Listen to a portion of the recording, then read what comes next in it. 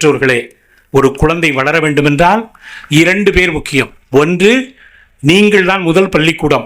ஒரு 3 மாதங்களுக்கு முன்பாக நடிகர் நெப்போலியன் அவர்களுடைய மகன் திருமணத்திற்காக நான் ஜப்பானுக்கு சென்றிருந்தேன். அந்த ஜப்பான் நாட்டில் நான் சந்தித்த நிகழ்ந்த நிகழ்வுகளை, ஒரு சில விஷயங்களை உங்கள் மனதிலே பதிய வைக்க வேண்டும் என்று ஆசைப்படுகிறேன். அங்கு 7 வயது வரை ஒரு குழந்தை தாய் தந்தையை விட்டு பிரியக்கூடாது. தாய் தந்தை தான் முதல் பள்ளிக்கூடம் என்றவர்கள் நெறிமுறைப்படுத்தி இன்றைக்கு வரை அதுதான் வைத்திருக்கிறார்கள்.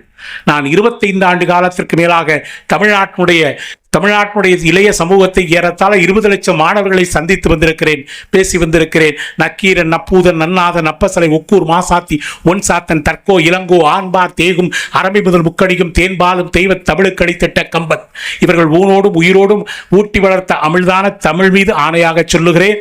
இந்த சமூகம் அடுத்த கட்ட நகர்வுக்கு போக வேண்டுமென்றால் நான் பேசி வந்திருக்கிறேன்.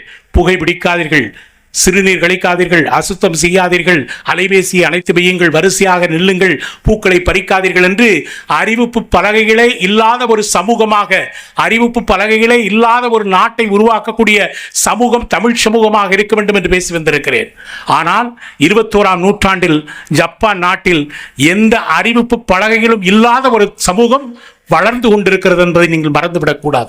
கண்கூடாக கண்ட செய்தி அது, கண்கூடாக நான் பார்த்த விஷயம் அது. ஆனால் இன்றைக்கு தமிழ் சமூகம் மிகப்பெரிய அறிவாற்றல் கொண்ட சமூகமாக இருந்த தமிழ் சமூகம் இன்றைக்கு தொழில்நுட்பத்தில் தங்களை தொலைத்துக் கொண்டிருக்கிறது என்கிற மிகப்பெரிய வருத்தத்தை இந்த ஆண்டு விழாவில் நான் பதிவு செய்கிறேன்.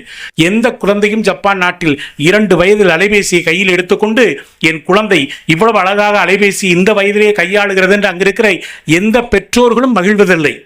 காரணம், தொழில்நுட்பத்தில் என் குழந்தை அடிமையாகக்கூடாது, மதிநுட்பத்தில் தான் என் குழந்தை ஆளுமையாக இருக்க வேண்டும் என்று அங்கே இருக்கிற பெற்றோர்கள் அவ்வளவு போராடுகிறார்கள். பெற்றோர்களே, உங்களுக்கு ஒரு சொல், உங்கள் குழந்தைகளை அழைத்து என்னவாக வேண்டும் என்று கேட்பீர்கள், அடிக்கடி கேட்பீர்கள். என்ன சொல்வீர்கள் உங்கள் குழந்தைகளுக்கு? என் பிள்ளை பொறியாளனாக வருவான், என் பிள்ளை மருத்துவனாக வருவான், என் பிள்ளை விஞ்ஞானியாக வருவான், என் பிள்ளை மிகப்பெரிய அறிவாளியாக வருவான், என் பிள்ளை ஏதோ மிகப்பெரிய தொழிலதிபராக வருவான் என்றுதான் இதுவரை நீங்கள் கனவு கண்டு கொண்டிருக்கிறீர்கள். மன்னிக்க வேண்டும் பெற்றோர்களே. 100 மனிதர்கள் சேர்ந்து சிந்திப்பதை ஒரு மனிதன் சிந்தித்தால் அவன்தான் அறிஞன். 100 அறிஞர்கள் சேர்ந்து சிந்திப்பதை ஒருவன் சிந்தித்தால் அவன்தான் மேதை. 100 மேதைகள் சேர்ந்து சிந்திப்பதை ஒருவன் சிந்தித்தால் அவன்தான் ஞானி.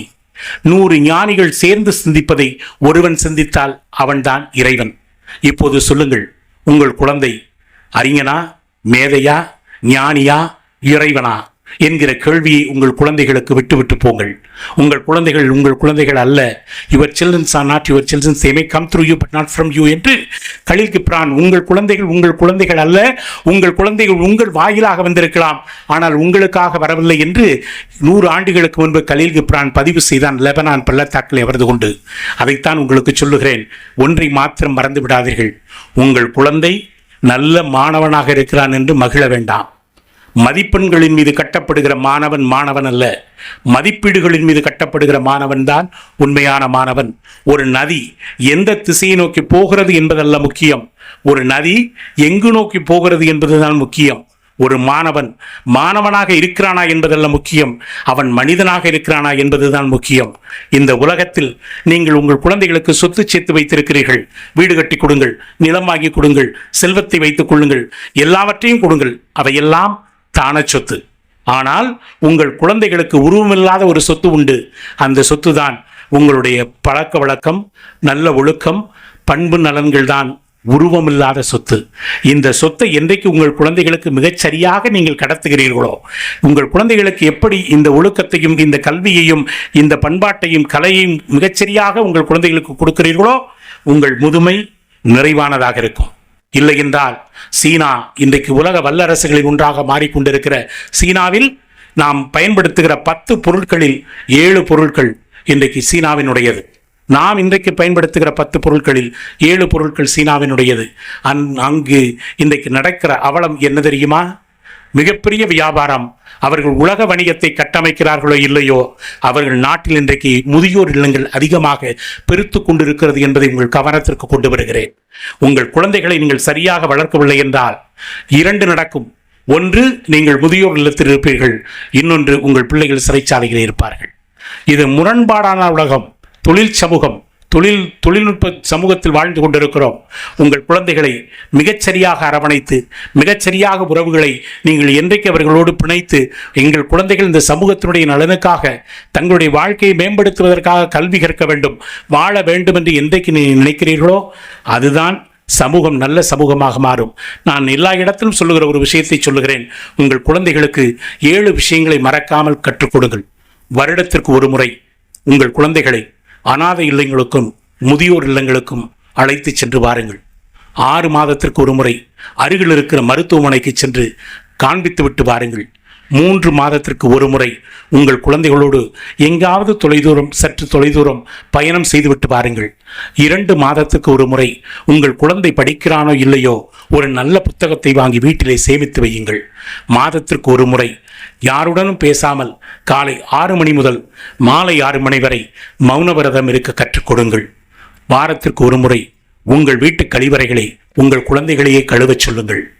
தினமும் ஒரு முறை உங்களுக்கு இரத்தம் தந்த, உங்களுக்கு உறவு தந்த, உங்களுக்கு உயிர் தந்த, உங்களுக்கு பாரம்பரியம் தந்த முதியோர்களை நினைக்க சொல்லுங்கள். இந்த 7 விஷயத்திற்குள்ளே தான் ஒரு மனிதனுடைய வாழ்க்கை அடங்கி இருக்கிறது. நான் எதற்கென்று சொல்ல மாட்டேன். கோடிட்ட இடத்தை விட்டுவிட்டு போகிறேன். நிரப்புவது உங்கள் கடமை. பெற்றோர்களே, உங்கள் குழந்தைகளுக்கு சொல்லிக் கொடுங்கள். வாழ்வில் 1000 புத்தகங்களை படிக்கலாம். நான் எந்த புத்தகத்தையும் படித்தவனில்லை. ஆனால் என் வீட்டில் 12,600க்கும் மேற்பட்ட புத்தகங்களை நான் சேமித்து வைத்திருக்கிறேன். மேற்கோள் காட்டுவதற்காக, நான் பேசுவதற்கு முன்னால் யாரேனும் இந்த கருத்தை பேசியிருக்கிறார்களா என்று தேடி பார்ப்பதற்காக நான் புத்தகங்களை சேமித்து வைத்து ஓடிக்கொண்டிருக்கிறேன். நான் சொல்லுகிறேன், ஒரே ஒரு வாழ்க்கை சூத்திரம்தான் உலக வரலாற்றை உருட்டி போட்டுவிடும்.